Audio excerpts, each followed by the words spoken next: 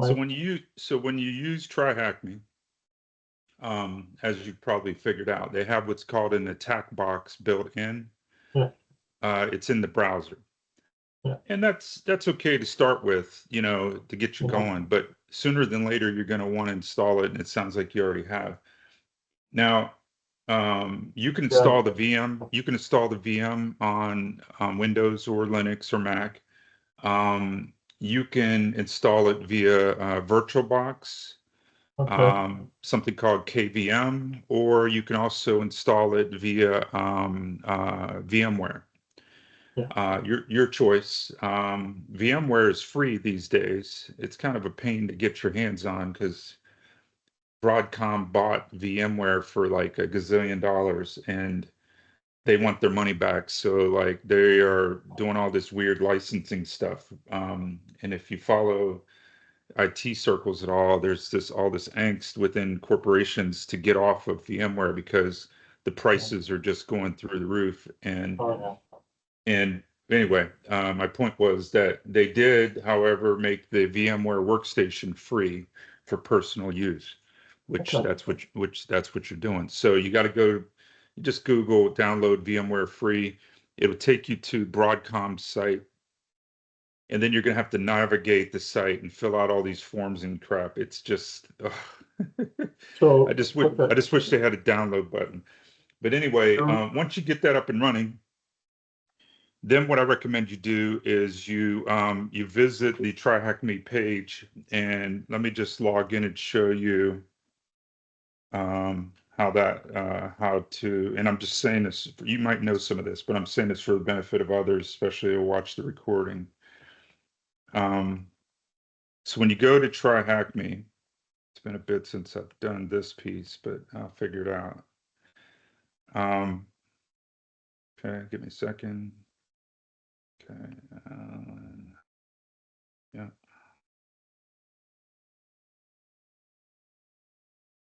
Okay, let me share my screen now.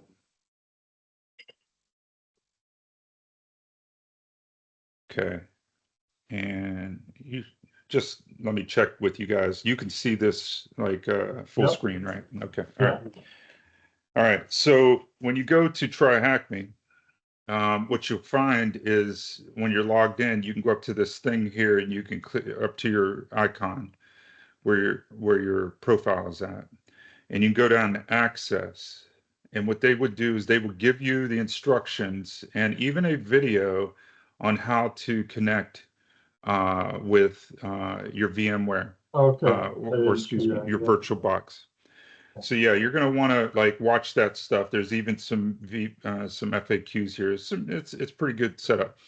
Now, so just so you know, and again for the benefit of others, the way it works is if you don't have an account with TryHackMe, you can access a lot of the logs in there a lot of the labs for free. And where they get you is if you want to use the attack box, which is the built-in browser interface. Again, that's a good way to get started because you don't have to install anything. You just basically, hello Siri, how are you?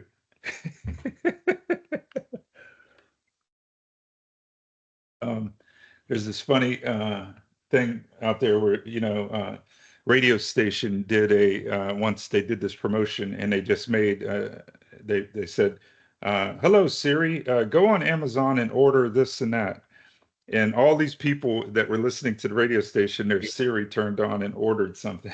But anyway, so where they get you on TryHackMe is if you're going to play the free game, you can.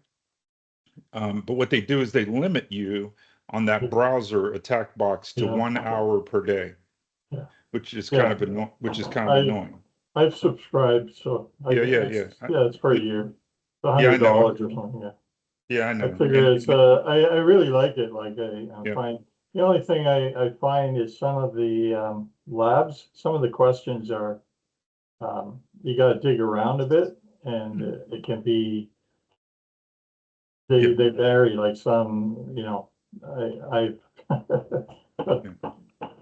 you can't always complete them in the 45 minutes they say, Yeah. it's a self-paced thing. So let me just complete this thought again for the benefit of others. So you either play the game with the 1 hour limitation in the browser, a lot of people do that, or you get a little better and you install a VPN on your Kali system and then you connect in and then it's unlimited. Like you can be in there all day playing around with these Yeah, free labs. So that's yeah. kind of like a And benefit to that's like a benefit to figuring that out. plus you have the tools, your own tools Yeah. downloaded on there, And right? and and here's the kicker. Someday when you get in the field, like as a consultant or otherwise, or as an employee, you're not going to be able to bring along your Trihacme attack box. You're going to have to install, you're going to have to come with the laptop with Kali on it, right? And Right. so anyway, the sooner you learn that, the better. It's good for you. What amazes me, well, it doesn't amaze me. I mean, it amazes others, is that how much Linux is used in cybersecurity. Yeah, Now, I was lucky. When I learned cyber, and even before I knew the word cyber, and when I was learning security and other things, back in 1995, I went to university, to North Carolina State University. It turns out yeah. the reason why I was lucky is because North Carolina State University is where Red Hat was Oh, built yeah, yeah, yeah. in Raleigh. Raleigh, North Carolina is the town there, and that's where their headquarters is to this day. So some NC State students or graduate students or something created Red Hat back in '93 or so. So by the time I came along in '95, it was a thing, and it was widely used across the campus. Probably one of the first campuses in the country, frankly, because that's where they were. Yeah, And so I didn't know what Linux was. And then, Frank, and another funny anecdote. When I went to this engineering school, NC State, first day they bring you into the lab and you're looking at all these uh, uh, Unix Solaris Spark stations, they were called. And like, what is this? Now, mind you, Windows was only in Windows 3.1 back then, but at least right. it was a GUI, right? And Linux had no such, or Unix had no such thing. It was all command line interface stuff with it, and they started to get a crude GUI. Yeah, So on day one, I had to learn how to do Unix and Linux, or if I wanted to yeah, submit a paper. yeah, And so because it became second nature to me. Now, fast forward all the way up through my cyber career, we use Linux. Uh, we have Kali today. Before Kali was this thing called Backtrack, and Backtrack was the most dominant distribution for security tools for about a decade. And then those guys formed this company called Kali or whatever, and they turned Backtrack into Kali, and the rest is history. Now, there's been a couple other offshoots throughout the years of other Linux distributions. Maybe the most popular one next to Backtrack or next to Kali is called Parrot OS. yeah, Some of you may have run into that, and nothing wrong with that. It's one of the problems in open source communities, and including the Linux community and the security community, is we tend to because it's open source and because we fork things a lot.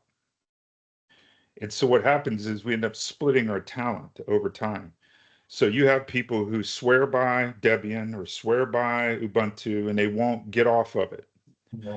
And so they got this mindset, right? yeah, Or they or oh, they grew up with Kali and they refuse to look at anything else, and then vice versa. So what I recommend and what I preach is, and what has worked for me is when you identify trends like that, go the other way. So um, this yeah, ties this notion of diversity of thought ties into one more critical point I want to give you guys is when I first got into cyber. I've said this before, but you guys probably haven't heard it. um, the field was very, again, it's before the term cyber. This is back in 95 or 2000 ish. The field was very fractured in the sense that there were network security engineers, Windows security engineers, and Linux security engineers. And rarely would you find anyone that could do all three. And this is before the cloud, right? So you basically could put a security person in one of three buckets. And when you would meet them at a conference or whatever, you'd say, "What do you do?" And they say, "I do networks and firewall security." Mhm. And that meant don't ask them anything about Windows security, not even one thing, because they put all their energy into that. And I recognized that when I was studying for my graduate work. Again, this would be more around uh, 2000-ish. I was at this another university, the Naval Postgraduate School, and I was meeting all these people, and they were saying what bucket they were in, and I thought to myself, that's the dumbest thing I've ever thought of or heard of. Like, why would you limit yourself like that? And from that day on, I Yeah. decided I was going to be an inch deep and a mile wide. We would Yeah. call that, we would, in computer science, we call that breadth first, instead of depth first, which is, Yeah. the natural human tendency is to nose dive on a topic and take it to its full depth and Yeah. become a master of that topic. But the problem with that is you look around and you're like, crap, I don't know anything about these other topics. Now, that decision has served me very well through my career because it has allowed me to surf these other trends that come along, including all the way up to like so mobile, cloud. Like I was pivoting and adopting as those things came. Yeah. Whereas where my fellow colleagues were stuck in that network security thing. Well, Yeah. guess what? Nobody's hiring network security engineers anymore because we do everything in the cloud, right? So they got like their careers got dead ended. And so the biggest piece of advice I can give you is, guys, starting out or wherever you're at, be nimble, be aware that there are these people who would try to put you in boxes and reject that notion, right? Reject it outright and say, no, I'm going to be a master of all. Like, now it's going to take a while. You basically make a pass through the topics, and then, okay, now you know a little bit to be dangerous. Then you make another pass through the topics, right? And then after over 5, 10 year career, you become an expert in all these areas. And I can honestly say that, I'm an expert in all areas of cyber, but it's because I refuse to be pigeonholed or put in a corner on any one topic. And now with AI, we have no excuse. Like, right?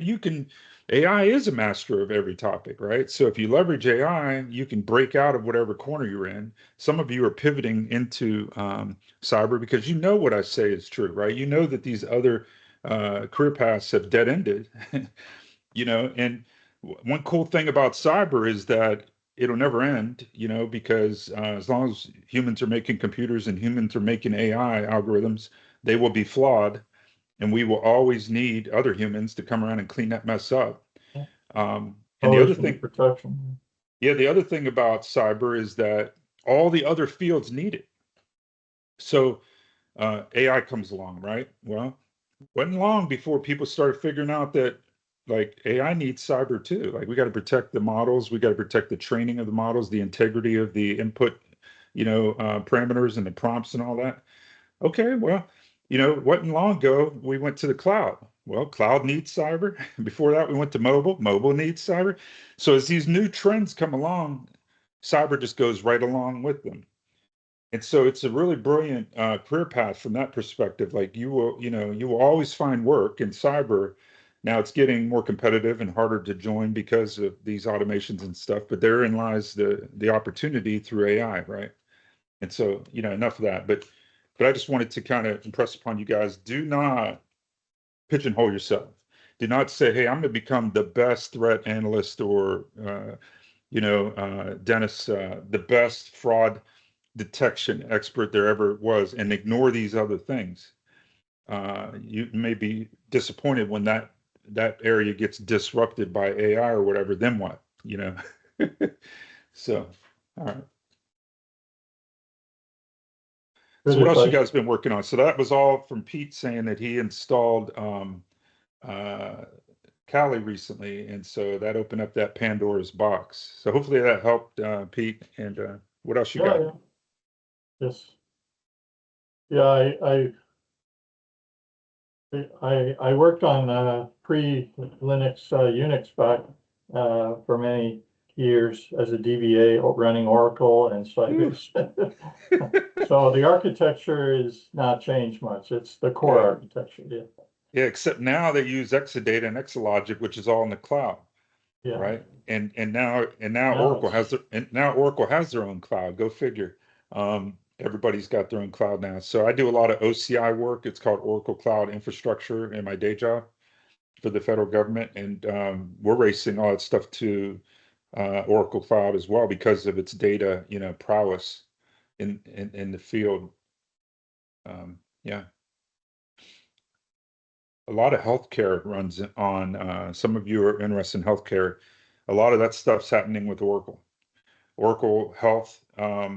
They bought a company called Cerner a few years ago, and now they are the largest healthcare, electronic healthcare record, provider in the world. And yeah, so if you end up being in the medical field, you're going to run into Oracle and Oracle Cloud in particular, because everything's moving to the cloud, with AI and all the models are in the cloud. A lot of interesting things happening with medical to where doctors now can, because one of the main pain points of a doctor is when you talk to a doctor in their office, for 5 minutes, 3 of those minutes they've got their head buried in their laptop just trying to keep up with the notes. And they're not even looking you in the eye, right? And you're sitting there crying or whatever, and they're like, well, through something called ambient AI is being leveraged to gather all that conversation and categorize it and put the notes in the coding of whatever the diagnosis is and everything automatically. And then after the meeting, the doctor goes back in the hallway or whatever and looks over the notes and goes on into the next room and adjust them if he has to or if she has to. So that has freed up this eyeball interaction now, and doctors love that, right? And now think of where that takes you. Like, do you really trust that transcription from that AI? And did they get the diagnosis code correct? And whew. I've And noticed what that if with and what if an attacker doctors. gets in there and taints that model and it starts misdiagnosing things or mistranslating things? And ooh, yeah, shudder to think. Like, we got ransomware these days. They hit hospitals. With cyber attack, they lock all the data, and the poor hospital has to pay tens of millions of dollars. Yeah. Now, I was telling you guys last time, there used to be honor amongst thieves. And when I was coming up 20 years ago, like that would never happen. I don't, the only thing I could tell you is that like they just left places like that alone. They left hospitals alone because they knew that lives were at risk. Now they see it quite the opposite. Because lives are at risk, they know that the hospital will pay that millions of dollars ransom before they even call the FBI because they need that data back like now. And if you call the FBI is going to swoop in or whoever, they're going to swoop in. The bill's going to start going up because they're going to make you bring in like Mandiant. Mandiant's going to charge you like $1,000 an hour and they're going to bring like 20 people. And so ka-ching, ka-ching. And maybe a week later, you might maybe be able to make a decision of whether you're going to pay to get your data back. Well, hospitals just say, screw that. They just pay the millions of dollars. Um, the problem with that is, do you know, like you're gonna have to pay it with crypto because the attackers want it to be untraceable, or at least, they mix it up and anonymize it. So the problem with that is, do you know that you can't just like if somebody held a gun to your head and said, I need $1,000 in crypto, if you don't have that in your wallet or have a wallet, you can't get it like anytime soon. It'll take you like a week to figure that out with a bank or not a bank or like what we call a central exchange. And you're gonna have to send them your ID and I have to prove that you're not a criminal and all this stuff. It takes like a week to get set up and get your money transferred into that account. Well, like, hey, you're sitting here as a hospital, like your data's locked up. And you're looking at a screen, it's red and it has a lock on it and says, click here and put your address and pay us, $1 million. Well, so because of that, it has spawned this whole new industry called crypto escrow, and they basically attorneys will do this. You can contract with an attorney like on a retainer, and they will like escrow $10,000, $1 million, in crypto, and or they will facilitate the transfer through their account of the crypto of whatever the amount is for a fee. And because they're trying to speed up the payment to the criminals. Isn't that crazy? Doesn't that just blow your mind? There's an article for you, Beth. Write one about the advent of these these escrow agents for crypto to make rapid payments for ransomware. Crazy. Dennis, Christian, what have you guys been working on? How can I help you?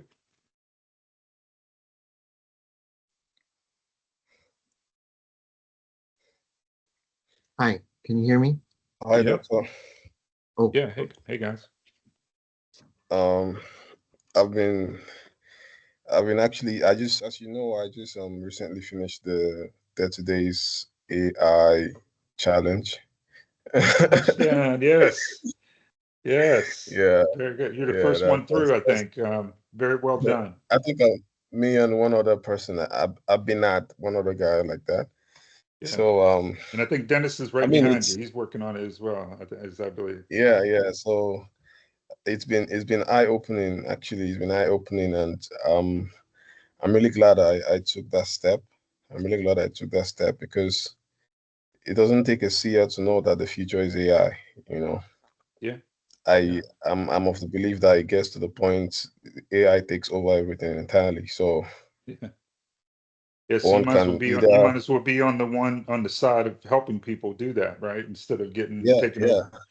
Yeah, that's right. So yeah. So I tell me what you enjoyed most about that 30-day challenge.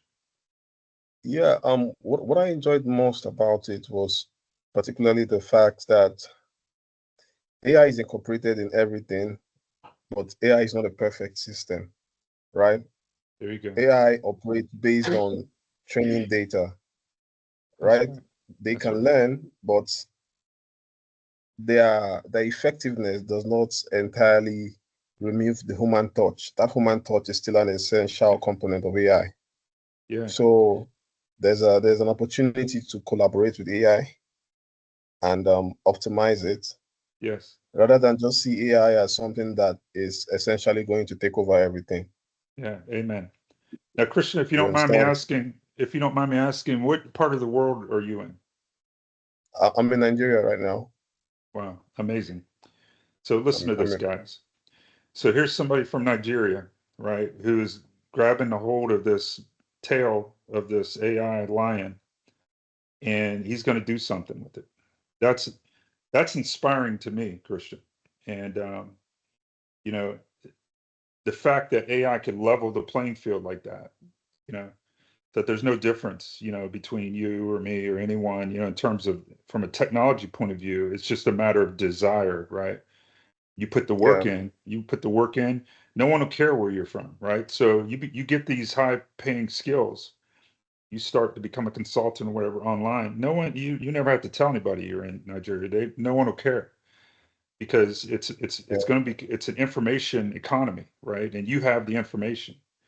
And so anyway, yeah, thank you for sharing that. And that's inspiring to me. It's why I do what I do, because I want to help more and internationally. And I'm amazed at what you guys can do. So, all right. So what was the more difficult part for you? yeah. I actually built, you know, another thing I actually loved about the whole challenge is that it gets to a point you're studying basics and the terminologies and just getting to understand it theoretically. Then it gets to a point of vibe coding, which is coding without writing code. That's right. So something that really struck me is that yes, vibe coding is coding with no hands, but you can't really secure what you don't understand. To really, Yeah, see, you get it, man. You get it. So this is why I'm pivoting into secure vibe coding, and you're seeing a big dose of it here in this free channel, but also my paid channels. They're getting an earful of it every week. I just started a YouTube channel again. I've had a dozen of yeah, I'm them. They following love that. it. I'm following that as Yeah, well. yeah, I'm I saw following that. I up saw like, you out there. I appreciate that. I appreciate that. But that's why I'm doing it, man, because look, there's all these people out there saying vibe coding, do all this stuff, right? Nobody's talking about the security of it. I found one guy, but he was Yeah. doing a poor job at it. So I'm like, hey, I'm going to be that guy. In fact, right after this session here, after my second session today, I've already got a video set up to record, and it'll be out tonight or tomorrow morning on the top 10 security threats of vibe coding and what to do about it. Now, what's interesting about that, Christian, is, so here's my dilemma, right? As I teach this topic, like I understand the coding piece of it, right? Because I'm a coder, and I understand like the vulnerability at a code level. Like I know that it's that word right there in the code that is the issue, or the lack of that word. Yeah. So imagine my dilemma. I don't want you to feel sorry for me, but imagine my dilemma as to how to explain to a vibe coder, number one, what the issue is and how to resolve it without teaching them to code. Okay. Like I don't want to turn vibe coders into coders. That kind of defeats the purpose, Yeah. right? I So, think, yeah. so what I've learned is, believe it or not, AI is the solution. So Exactly. you have to prompt better, right? You have to Exactly. you have to tell, instead of just saying, give me a web page that like sets up a store and allows me to sell. You need to say, oh, and dump a paragraph in there and say, oh, also make it secure in these ways. Like make sure you turn on authentication. Do not put Uh, any secrets in the code. Do not, protect the API yeah. routes. You have, and so what I can do is I can give people that prompt, and so you just copy paste it Yeah. in. Now, the curious ones like you will Yeah. then dig into that. And then, the curious ones like you will take that prompt and you'll like reverse engineer it. You'll feed it to Claude or something and say, teach me all of this stuff, right? Because I want to know more. Yeah. But for the ones that don't want to know more, they just want to hit, go, then I can at least Yeah. help them with that. I can at least help them with secure prompts, you know. So that's what the video Yeah. is going to be about today. Yeah. I said I was going to even send you a message about it, because I think after going through the course and everything, vibe coding is great and all, but at the foundation level is prompt engineering. Anyone that does not understand how to prompt effectively cannot Yes, vibe code properly. that's right. So I think one of the first bases of the course should be prompting. Like at its base level, what is prompting? People should understand the ABCs of Yeah, prompting. Then yeah, after that, when they get to vibe coding, which is prompting through an LLM, yeah, it kind of, they're familiar with it already. yeah, yeah, They're familiar with it already. Because for instance, I remember the first app I built a website on Lovable. I used Lovable because yeah. as a starter, it was more easy for me to relate with Lovable. I tried VS Code and I almost went crazy because the whole this thing was, but Yeah. I'm getting the hang of it gradually. Like you Yes. said, you stay with Yeah. these things long enough and you begin to see Yeah. patterns. Yeah. So You're at the beginning. I built, Yes. I built something with Lovable, and the moment the LLM gave me back the first like the first iteration, I just didn't know what to say next. I could see that a lot of the icons were not working. I was just stuck. I was just like, okay, what do I do next? So, but because I had prompted for a bit, I did something. But that wasn't with the first project I was building, because I'm actually building another app now. So I did Wow. something. I noticed the LLM and all of that, like the output wasn't functional entirely. So what I did, I told the LLM, okay, based on your intelligence, look at this output that you have given. Tell me what next steps you think I should take. Yeah. So he brought Yes. out a whole list of really important steps from the. And then you want to say, wait a minute, why didn't you just do that? I'm like, if you knew that this was going to happen, why did you just? I told it, okay, now that we're here, all right, in the same order you have done this, start from the top, and after you finish this, let me know. Let's go through it step by step. Yes. Then Amazing. we kept on, building. So it's something that I believe, the more time one spends with it, it's the patterns Yeah. begins to form, and it begins to, Yeah. come alive. So Yeah. You that's where I'm. said something very important here that we need to double tap on. It's, you need to, this is a new skill. You need to learn how to talk to the AI. Far too many people talk to AI like it's Google. And by the Exactly. way, if you played with Google lately, they're racing to like change their whole interface so that they provide AI prompts up top and they try to keep you from scrolling down. Remember, the whole purpose of Google Yeah. was that you would go through pages of stuff and then you'd read all those Yeah. links and in your brain you kind of put all those links together and you get your answer maybe, Yeah. right? And then what they started doing was pointing you off the videos and everything. So you're still like in a learn mode. You have to go teach yourself. Whereas now AI like condenses all that into a paragraph for you. So Google's doing the same. But the ability to iterate and not get frustrated. And Yeah. when you get stuck, ask AI for help. That is a skill that we're going to start teaching, 3-year-olds. And, Yeah. like when we go to school, used to do reading, writing, arithmetic, right? And then they're going to add prompting, Exactly. right? Yeah. Because like, Prompting. how do you control, how do you tease what you need out of AI? Think of it this way, like it's like sculpting.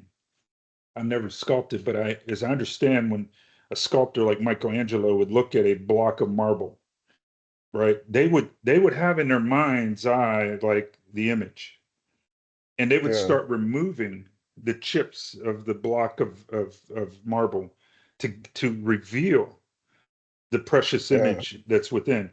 I see Yeah. prompting as the same kind of thing. Like you start broad and then you start focusing it in through iterations, and you're basically chipping off the pieces that don't make Yeah. sense until this thing looks pretty, like, and it's in its form, and it'll actually come out better than you had even imagined because of the Yeah. iteration, right? These are high value skills, man. These are the skills of the future. The ability Yeah. to like an AI whisperer, so to speak, right? These are the skills. It's amazing. I'll tell Yeah. you something. And I'll share something with you guys. So I'm starting this YouTube channel, and I too get frustrated, and I'm like, I'm busy. I got a day job. I got all this other stuff going on. Okay, I got to produce a video. I know kind of some topics that I have in mind, but I go in AI, it gives me more topics. Okay. And then I open up this app called Gamma.app. Gamma.app. I'll share with you guys this. It's amazing. So you go to Gamma.app. You can use this for studying, not just, I'm giving you this because it's useful for you, not just for me. That ain't right. It's funny. I'm glad that didn't come up with something better. Gamma.app. Yeah, Gamma.app. So look, you can use this for studying. Like many of you are in the studying phase, okay? You can use this for retaining because most of us are visual learners, right? So imagine you Yeah. come in here, like I'm to tell you that I created this. I'm gonna record this video here after this in about 2 hours. And look at this thing. It basically created all of this for me, and how to vibe code, how to do it securely. It did all of this, right? And all I did was I give it a prompt, an initial prompt, and the prompt said, give me the top 10 security problems with vibe coding and how to avoid them through prompts. That's what I told it. And it created this Mm. whole presentation of 12, 13 slides for me. And then Mm. I went in and tweaked a few. I said, no, I don't like this one. Make it stronger, correct this. And then I can go and type and override any of these. Now you need to know the topic, right? But if you Yeah. don't know the topic and you trust AI more, it will teach you the topic. So let me give you guys an example. Let's come in here and say, okay, I'm trying to learn cyber, right? Okay. So forget the vibe coding thing for a second. Create new. You come in and you can either just paste some text in, like, or you can point them to a URL, like a blog that you read, Mm. and say, make me a presentation and Yeah. teach me this topic. Now it's going to do more than summarize that blog. It's actually going to use AI to enhance it and bring out more details. Mm. Or you can just say generate. So I hit the generate button and I say, okay, provide a presentation that will teach me as a student How to enter the cybersecurity field. Okay, that's pretty generic, right? That's all I'm gonna give it. Let's see what it does. Yeah. Okay, so it just comes up with all this stuff, right? And then this is kind of a rough outline, right? You could tweak any of this that you like. You can come in here and like, you could tell it to redo any of this. But I'll say, okay, yeah, that's good for now. Let's hit generate. Many of you have college courses or whatever you're trying to get through. Imagine this, right? You have to give a presentation at the end of the term. You don't have to write it anymore. Okay. Look at this. Okay. Stunning. Here's the So difference. Now, here's the the, difference. the, Now you yeah. know this. You have an advantage over your peers. I'm talking about an advantage on getting into the field. I'm talking about advantage of winning that job and being one of the top 5 of the list of 500 applicants. You have an advantage.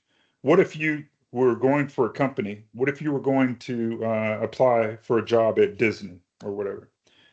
I promise you, if I put a prompt in that said, "Give me I'm applying for a job at Disney for cybersecurity. Create a presentation for me. Tell me everything I need to know about Disney as it relates to cybersecurity and how I could better perform in the interview." Psh, there it is. Okay. And I think there's a button Yeah. in here where you could say speak and it will actually speak it to you. So like, do you need a college professor anymore? I would ask, like, you know, I don't think this you do. this is it, you know? And it's going to get better every day. Like right next year, I promise you it'll be even better. Eventually it'll just be something we plug in, up here and just think it and psh, there it is. Yeah. It's Is so yeah. this site is it free or is it paid? Yes, it's free and very generous up to a point. They only let you create 10 slides and you get so many a day, but it's very generous. I was using Okay. it for free for a long time, maybe even a year. But then now I'm getting serious about it, so I just plopped down the money and it's still very generous. It's like $80 a year, but I went online and I tried to sign for a trial and then I told them I don't want the trial and they offered me half off. So like it's very generous and very affordable. Like so for $40 a year, you can get like a tremendous amount of capability at your fingertips. And they could do a lot of it for free. Now there's some imitation companies that have come up after these. I've been watching these guys for about 2 years. There's some imitation companies that are springing up. I'd stay away from them. They're like 2 years behind these guys. So Mm, anyway, mm. cool stuff, huh? All right. Hopefully that's a little gem of wisdom for you guys to like to supercharge your journey. Like, right? Like Yeah. there's coming a point, like oh, I'm working myself out of a job here, and I'm fine with that. Like there'll come a point when you don't need me, right? AI is far better than me. It knows far more about cyber than I ever know, right? It's a Yeah. matter of now, can you package it up? Can you absorb it? Can you relate? It won't have the stories I've got in all the 36 years of experience, but like it makes stuff up and makes you believe that it has the stories. Eventually, you won't be able to tell the difference. Now, Yeah. one thing you mentioned, I want to come back to is the garbage in, garbage out concept. Okay. All these AI models are trained on all the data that's out there. And we know that all that data out there is flawed. Like it's got Yeah. errors in it. Like people put bad data up there. Attackers, adversaries intentionally taint LLM models. Did you know like adversaries are putting tons of stuff up on the internet that's incorrect or slanted toward one view? Like, for example, like the Chinese or whatever, because they want like, the models to like be more slanted toward their point of view. So Yeah. Yeah. that's an adversarial attack of the LLM model. It's an injection attack. All right. How are you going Yeah. to how are they going to detect that? How are they going to filter that out? That's an unsolved problem. But here's the real problem. Do you know like Elon and them have talked about and the founder of OpenAI, I forget his name. They've all talked about that they've crawled all of the publicly known available data and they've ingested it into their training. There's nothing else to add to it. So what they're starting to do is they're letting the AI generate data that it can train itself on. Now, what can go wrong with this? We're in this like circle of just bad gets worse, right? because Yeah. it's trained on flawed data, and then it's going to generate more flawed data, right? Where's the truth in all of that? You know, AI doesn't know the difference between truth and false, right? It's a statistical probability based on what it's been trained on. Yeah. So I don't see that ending well. Like, I think, like, if they don't do something different, the models are going to get dumber over time, and like they'll notice that and they'll quit doing it soon enough. There'll be some new technique that they're going to have to come up with that is different. Like right now, the way AI works is it starts with a dot in a mathematical model, and they have a statistical Mm. probability of which way that dot should go, which vector it Yeah. should take. And then it puts the next dot. So like when it creates an image, do you know that it's called a diffusion model? They start with like the dot in the center, and then the image comes out from that. And if you said, give me a cat, because of everything it's been trained on, it knows what the next pixel should be to a high degree, Yeah. right? Okay, so that's an approach. And you know our LLMs do the same thing. They start with the letter, right? And then it's all about what is the most probabilistic next letter. And this is just mind blowing when you think about coding, right? Because they start with the letter and they know probabilistically like what the next letter should be. And that's when you boil it down, that's all this thing's doing. Okay. Mm. Now somebody will come out with a better way to do that. And when they do that, like it's going to go to a whole new level.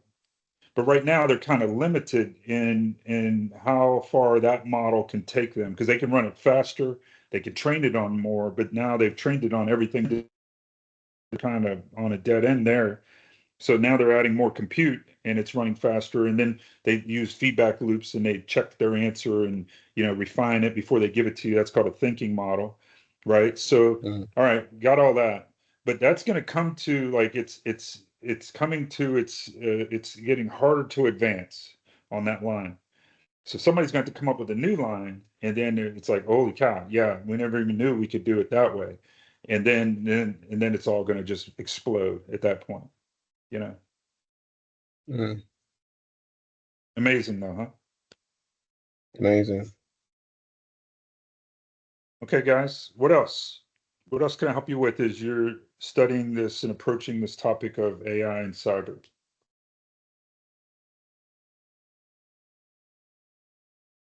What are you guys seeing that I'm missing?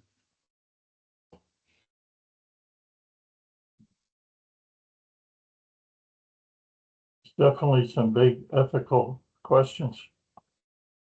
Your point about AI not able to discern truth from non-truth is good. Yes. That's Hey, that's a big problem. yeah, think about the ethical implications. Our field is riddled with ethical implications. I've talked about that and written about that. You guys have blog articles on that. You know, ethics steps in when there is no clear law to dictate what we should do. That's when you fall back on your morals and your ethics.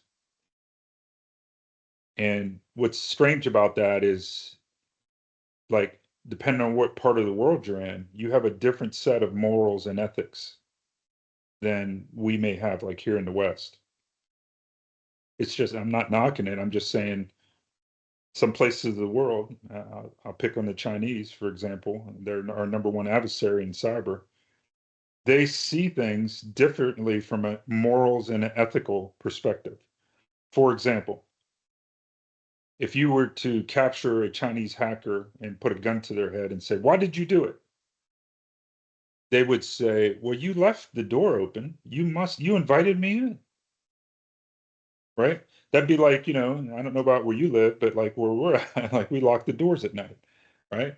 If I didn't lock the door and an attacker walked in, right, and they arrested him, it would not be a valid defense for them to tell the police that, hey, well, the door was unlocked. They invited me in, right? Because in our Western culture, like we know that like there's a boundary there at that door. If you cross that boundary, it's illegal, no matter if it was unlocked or not. So we have laws in the U.S. that protect our data, if you want to call it protect, quotes. A law never stopped any hack, by the way. Neither did a policy or GRC, program. Never stopped a hack. All they can do is measure it and kind of mitigate it some, but like, an adversary, a determined adversary just blows right through all that. So we in the West have kind of built this little thing, it says, we have all these rules. Well, that's not fair. That's illegal. Like, I'm going to sue you. Like, you think the Chinese care about that? And oh, by the way, they're not going to hack you from like Beijing, right? They're going to hack a box in Canada. And then they're going to jump off that box in Canada and they're going to go to England and hack somebody else's grandmother there. And then they're going to hack you at the Pentagon in the US. Now, attribution is a big problem we have in our field because of what I just explained. So like we'll never get to the point where we can hack back because we're dealing with people that don't play by the rules. It's kind of where we started this conversation about like ethics amongst thieves and ransomware and hospitals and stuff. They don't play by the rules. They play by their rules. They don't play by your rules. And so think about that now from a flawed LLM that's been trained on unethical, immoral data. In some sense, it's all flawed in some way because humans made it all. In other words, it's ingesting blog articles that are filled with hate, that are filled with, or that hackers made, right? And all this stuff, right? It's ingesting all that, and it can't tell like, oh, that's good or that's bad. Let's filter that out. Like, right? It's in the body, right? It's in the corpus of data, we call it. And that's why stupid things happen. Like Google launches a new model and they get embarrassed and have to pull it down like a week later because it's out there making these images that are like racist or whatever. Well, because like you guys trained it on the internet and there's racist stuff out there. So that day of reckoning is coming. But I'm going to tell you a little something that may stun you, that the average person doesn't care. Our users don't care. Now they care when their credit card gets stolen, right? And they care like Dennis dropped off, but they care like when their mother gets scammed, right? That's what happened to him. That's why he's here, right? Yeah, they care then, but it's a bit late. They don't care prior to the event because we're all, we have this blind spot, it's called recency bias, right? Like you'll never be able to convince them that, hey, you really ought to invest in this secure way of doing it. And you really ought to pay the extra money and turn on, or you need to take the extra effort and make this crazy password, like that's a losing battle because our human nature is to take the easy route. And all that other stuff we're talking to them about is the harder route. Now, you know how I feel like the truth lies in the harder things in life. And that's why many of us, refuse the truth because it makes you think a little harder and go a harder route to get to it. And same is true with our cyber. So we're going to get to a point where we as experts know what ought to be done, but the users don't want it. It's a dilemma in our field that I don't know the answer to. If I did, I'd be a gazillionaire. But like a lot of times our users just don't care. They want to get payroll out. They want to, process the meat packing plant. They want to get the trains on time. They could care less about all this other stuff we're talking to them about until it's too late, until they get hacked, and then they care. But then it's like, well, why didn't you tell me? Look, I've been trying to tell you. You're not paying attention. And guess what? We're all fired now, right? New crew comes in, and what they do is they clean house. The CISO, the CEO, sometimes all of them fired, right? And then they bring in a new crew, and maybe you're fortunate enough to be in that situation where you come in as part of the new crew, because then you can blame it all on the last guys. And guess what? people will be listening now because they're like, well, we don't want that to happen again. Right. So what happens then is they say, what do you need for budget? And then, man, that's a good position to be in. Like if they were hacked 3 months ago or 6 months ago or a year ago and they hired you and brought you in after that, you're gonna have a pretty good ride as a cyber person for a while. Now you can't screw that up because eventually what'll happen is over several years, they'll forget about that breach back 3 years ago and they'll start tightening your budget again. So if you find yourself in a company where the security people are advising that something be done and it's not happening because of budget reasons, then you might want to think about moving on off of that company before they get breached and you get sucked down with all of that mess. Because no one's going to care after the fact that you told them to fix it. No one's going to care. The board's not going to care. The shareholders not going to care. You know, the public's not going to care if you're like a publicly traded company or like a government entity or something. Like no one's going to care. You're just going to be fired. And it wasn't your fault, but no one's going to care. So I've always, you know, now I've never found myself like I've been fortunate as a consultant. I would come around after the fact and I would help these companies. But like if I had a client that refused to take my advice as a consultant, I'd fire that client. Now, that's never happened. What has happened, though, I should back up and be a little more honest and transparent. What has happened is I've given penetration test reports before, and companies refuse to fix it. And I come back next year and I just give them the same report. Okay, and so I've been guilty of that. And I guess the way I rationalize it is, well, you know, if they get breached, I have the report that I can show and defend myself, right? So that's a better position to be in.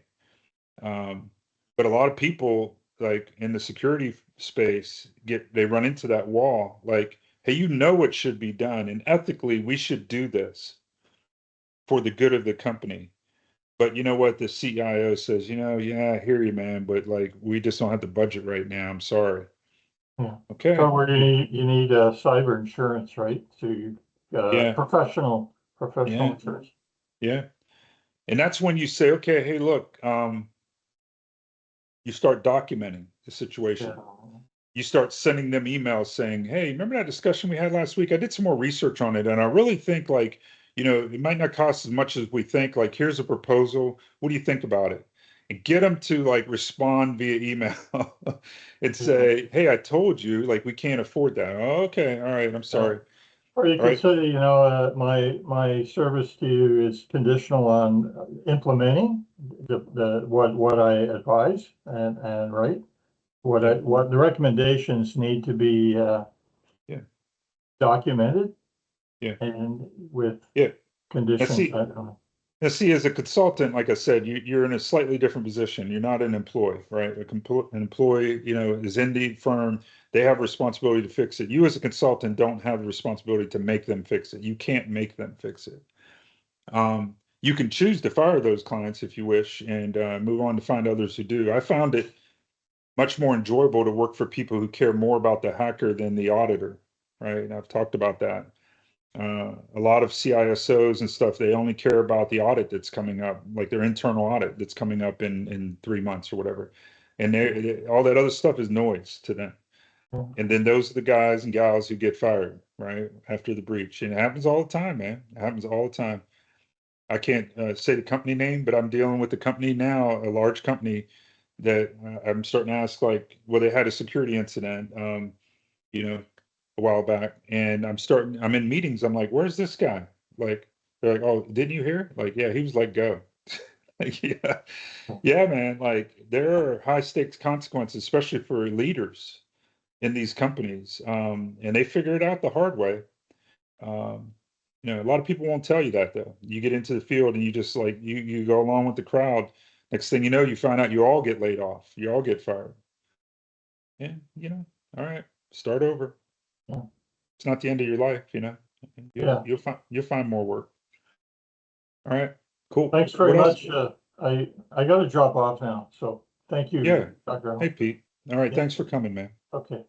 See you in a couple weeks, or, Yeah. Hey, keep chipping away and reach out to me if you need some more specific help with that VPN. okay, thank you. Okay, Mhm. bye-bye. All right, guys. Anything else I can help you with? I'll let you go here. I've just got a couple minutes until the next one.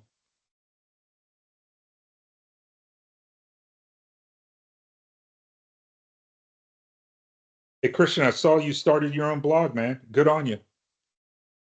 Yeah. And Yeah, I started. start being that person, man. Like start sounding the alarm. Next thing you know, you get a little following, build your own courses, make some money.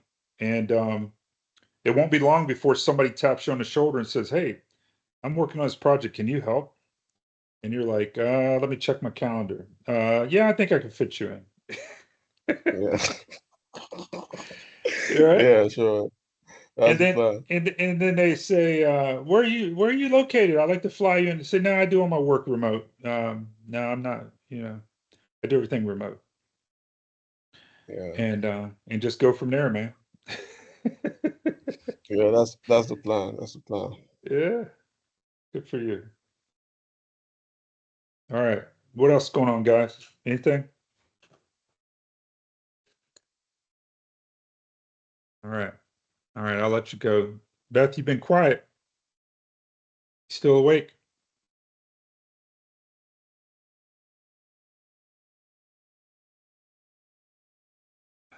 I notice all these letters Beth has after her name. Those must be credentials of some sort.